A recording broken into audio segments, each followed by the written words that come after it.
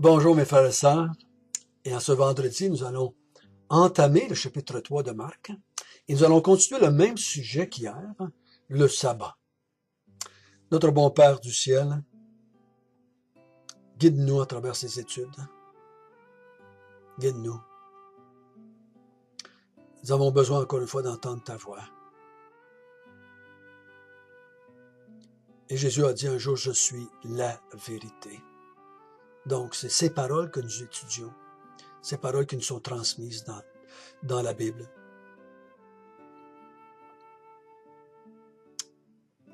Tu nous as appelés à te suivre. C'est ce que nous voulons faire. Suivre par ton enseignement. Au nom de Jésus. Amen. On a vu hier que Jésus avait été attaqué par les pharisiens à cause de son comportement le jour du sabbat. Et c'est pas la seule fois. Ça s'est produit tout au long de ses 3 ans de ministère. Il a été espionné, il a été traqué, il a été, on l'écoutait, surtout les jours du sabbat, jusque dans les synagogues, on surveillait tout ce qu'il disait, tout ce qu'il faisait, pour le prendre à défaut. Hier, on a vu que le sabbat, ça a été fait pour l'homme, et non pas l'homme pour le sabbat. C'est une étude importante, parce que c'était pas juste une vérité pour le sabbat, mais pour la loi en général de l'Ancienne Alliance. Et de toutes les lois qui sont là aujourd'hui. Toutes les lois que l'homme fait sont pour l'homme, pour le bien-être de l'homme. Et toutes les lois que Dieu a données, c'était pour le bien-être de l'homme. Et non pas pour restreindre l'homme ou détruire l'homme. Et Dieu a toujours vu l'homme au-dessus de la loi, parce qu'il a donné, la loi est un moyen pour aider l'homme. Donc, c'est parce que l'homme est au-dessus du moyen, bien entendu. Hein? Et ce matin, on se retrouve, encore une fois, un sabbat dans la synagogue, et là, il va se passer un événement où est-ce que Jésus va vouloir encore aider les pharisiens et la foule à comprendre comment bien utiliser le jour du sabbat et pourquoi le sabbat avait été donné par Dieu.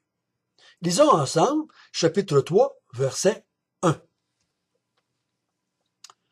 Jésus entra de nouveau dans la synagogue et s'y trouvait un homme qui avait la main sèche. Il observait Jésus pour voir s'il le guérirait le jour du sabbat. C'était afin de pouvoir l'accuser. Et Jésus dit à l'homme qui avait la main sèche, « Lève-toi, là au milieu d'eux. » Puis il leur dit, « Est-il permis le jour du sabbat de faire du bien ou de faire du mal? De sauver une personne ou de la tuer? » Mais il garda le silence. Alors, promenant ses regards sur eux avec indignation, et en même temps affligé de l'endurcissement de leur cœur, il dit à l'homme, « Étends ta main. » Il l'étendit, et sa main fut guérie. Les pharisiens sortirent, et aussitôt ils se consultèrent avec les Hérodiens sur les moyens de le faire périr. Donc, la situation, c'est que Jésus est dans la synagogue, je crois que c'est un jour de sabbat, et dans la synagogue se trouve là un homme avec une main sèche, une main sans vie, une main qui ne fonctionne plus. Il observait Jésus, je crois que c'est les chefs religieux, ou peut-être toute la foule, ils regardaient Jésus pour voir s'il le guérirait le jour du sabbat. Donc, ils sont encore en train de regarder, va-t-il faire quelque chose qui est contre, selon eux, la loi de Dieu. Si on peut le prendre à défaut et qui contredit ce que Dieu demande de faire, là, on va pouvoir le dénoncer devant toute la foule et même peut-être le faire périr et étant justifié de le faire périr. C'était afin de pouvoir l'accuser. Donc, le but de l'observer, ce n'était pas d'apprendre. Le but de l'écouter, ce n'était pas de croître en connaissance ou d'augmenter leur connaissance, mais c'est de l'accuser, de le prendre à défaut, de le prendre contre la loi de Dieu ou contre la loi des Romains. Donc Jésus saisit l'occasion et dit à l'homme qui avait la main sèche, « Lève-toi au milieu. » Là, au milieu, mets-toi au milieu de la foule, afin que tout le monde te voie. Il confronte ici, n'est-ce pas? Il confronte, mais avec un bon but. Le but, c'est d'instruire. C'est d'instruire. Parce que lui-même l'a dit, je suis pas venu pour condamner, je suis venu pour sauver. Je suis venu pour instruire. Je suis venu pour enseigner. Je suis là pour annoncer la bonne nouvelle de Dieu. Puis il a dit. Il va leur ramener un principe. Est-il permis, le jour du sabbat, de faire du bien ou de faire du mal? De sauver une personne ou de la tuer? Mais ils gardèrent le silence. Jésus pose une question. Est-il permis le jour du sabbat de faire du bien ou de faire du mal? De sauver une personne ou de la tuer? Ailleurs, il a demandé, est-il permis de, si ton mouton tombe dans un puits, de l'en sortir avant qu'il se noie le jour du sabbat? Est-il permis de sauver quelqu'un, ta femme qui tombe dans le puits le jour du sabbat? Est-il permis de soigner quelqu'un qui est malade le jour du sabbat? Est-il permis d'appliquer la justice le jour du sabbat? Parce que de la tuer. Est-il permis de faire justice le jour du sabbat? Si quelqu'un est en danger de mort, puis qu'il est attaqué par quelqu'un, ou qu'on va le faire mourir, vas-tu te défendre le jour du sabbat? Si quelqu'un attaquerait le peuple d'Israël un jour de sabbat, est-ce que vous allez dire, nous on fait rien, vous pouvez tous rentrer dans la ville et nous tuer? C'est le sabbat donc. Est-il permis de faire du bien ou du mal? Est-il permis pour vous de me regarder et de me juger et de vouloir me condamner? C'est-tu permis pour vous de faire du mal? C'est-tu permis pour moi de faire du bien le jour du sabbat? Je ne crois pas ce qu'il est en train de dire, c'est-il permis de faire du bien, d'aller à l'église, de prier, de chanter des cantiques? Je crois que tout le monde était d'accord là-dessus. Mais de faire du bien, comme lui voulait faire du bien à cet homme-là ici. C'est-il permis? Ils sont pognés, là, hein? Ils savent bien que Jésus a raison. Que les deux sont permis. Les deux sont permis. Les deux sont permis de faire du bien ou de faire du mal ou de sauver ou de tuer. Je ne parle pas, que Jésus est en train de dire, est-ce qu'il est permis de pécher le jour du sabbat? Ben non, ça serait idiot de penser ça. C'est jamais permis de pécher. Jamais permis de pécher.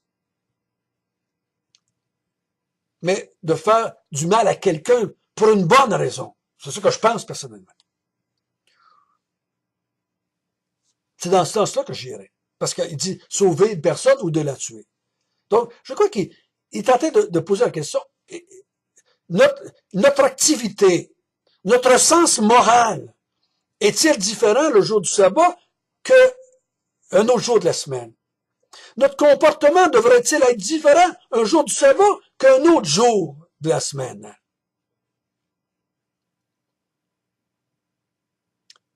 Mais ils ne répondent pas. Ils ne répondent pas. Ils ont trop peur de se faire prendre au piège et de monter la population contre eux. Parce que, imaginez-vous que l'homme qui est là, que la main sèche, lui, il s'en fout là, du sabbat, il aimerait juste que Jésus le guérisse. Et j'imagine la mère, le père, le frère, la sœur, l'enfant, ou le père, peut-être si c'est un jeune qui a ça. Tous ces gens-là qui sont autour de lui, sa famille proche, ses amis, ils seraient tous heureux de voir Jésus guérir cet homme-là. Donc, ils ont peur de se faire haïr de la foule. Puis en même temps, ils ont peur de se faire haïr, de tomber dans le panneau et que Jésus les pogne et dit, ah, c'est vous qui n'observez pas la loi. Donc, ils ne parlent pas. Chapitre verset 5, il dit, Jésus a deux réactions, deux émotions. De l'indignation, il est frustré, il est en colère contre eux, puis en même temps, il est triste de voir à quel point leur cœur est endurci, à quel point ils sont fermés, à quel point ils ne veulent pas recevoir de l'instruction, à quel point ils sont contre Dieu, contre lui. Et Jésus dit à l'homme, étends ta main. Il l'étendit et elle fut guérie instantanément. Instantanément. C'est ce que j'aime des miracles dans la parole de Dieu. Ils sont toujours instantanés et complets. Toujours. Alors, verset 6, les pharisiens sortirent. Mais aussitôt, ils se consultèrent avec les Hérodiens sur les moyens de le faire périr.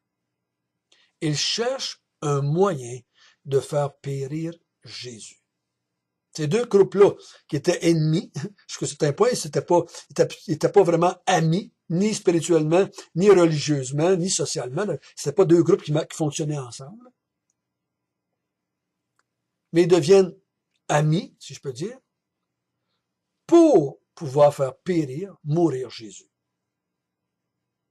Mais je crois que le texte ici, et le texte d'hier, démontre que Jésus n'avait pas enfreint le sabbat.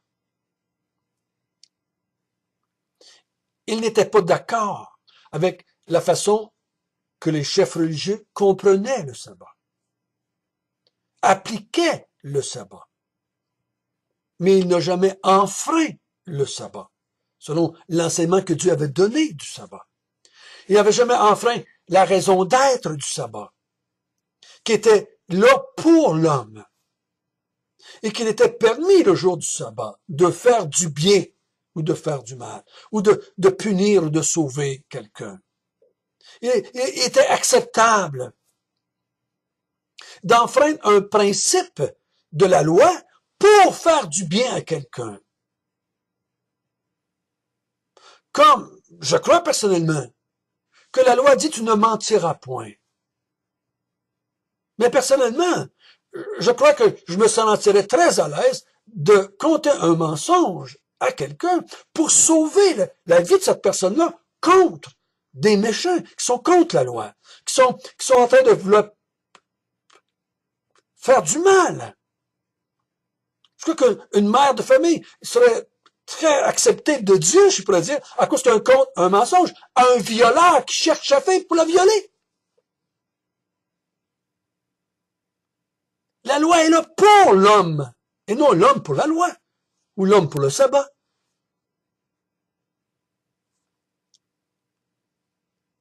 Certaines règles qui sont été données pour le bien-être de tous, s'ils sont enfreints, pour le bien-être de l'homme, pour faire du bien à un homme, pour glorifier Dieu auprès de cet homme-là. C'est correct. C'est correct. C'est ça que Jésus est en train de dire ici. Normalement, il dit, la loi que Dieu a donnée le jour du sabbat, c'était pour le bien-être de l'homme, pour aider l'homme à s'approcher de Dieu et à adorer son Dieu. Écouter la parole de Dieu. Mais ceci ne voulait pas dire que maintenant, le jour du sabbat, je ne pouvais plus faire de bien à qui que ce soit, ou punir qui que ce soit qui fait le mal. Faisons attention. Ne mettons jamais la loi au-dessus de l'homme. L'homme est au-dessus de la loi. Au-dessus de la loi. La loi a été donnée pour l'homme et non l'homme pour la loi. Et malheureusement, souvent on a utilisé la loi de Dieu pour écraser l'homme, pour, comme Jésus dit, vous prenez la loi et vous mettez de lourds fardeaux sur les hommes. Il utilisait mal la loi. La loi était là pour aider l'homme, pour libérer l'homme, pour élever l'homme vers Dieu pour que Dieu soit glorifié et exalté et servi. Et bien des fois, les lois, même que les êtres humains se sont mis en place, on les utilise mal. Ils sont mal appliqués par ceux qui sont là pour faire respecter la loi. Tu peux pas appliquer la loi sans tenir compte de son contexte. Pourquoi est-ce que l'homme ou la femme ou l'enfant a-t-il enfreint une loi civile ou morale? Pourquoi? Quelle est la raison? Je crois qu'il faut trouver cela. Sans appliquer la loi à l'aveuglette, tu as enfreint la loi, tu es condamné, c'est fini, on n'en parle plus, on ne va pas savoir pourquoi tu l'as fait. Ce serait d'être un juge inadéquat, c'est un juge qui a un mauvais raisonnement, qui a une mauvaise façon de faire les choses. Donc Jésus ici ne devrait pas être condamné parce qu'il enfreint le sabbat. Et les Juifs, vous allez voir, jusqu'à la fin, ils vont soulever ça, même devant le Sanhédrin, enfin, ils vont ramener ça constamment. Il n'a pas observé la loi, il n'a pas observé le sabbat, il n'a pas observé la loi, il n'a pas observé le sabbat. Quand Jésus n'a jamais enfreint le sabbat ou la loi, selon l'enseignement que Dieu avait donné, selon le but de la loi, selon la raison d'être du sabbat. Tout cela était là pour l'homme.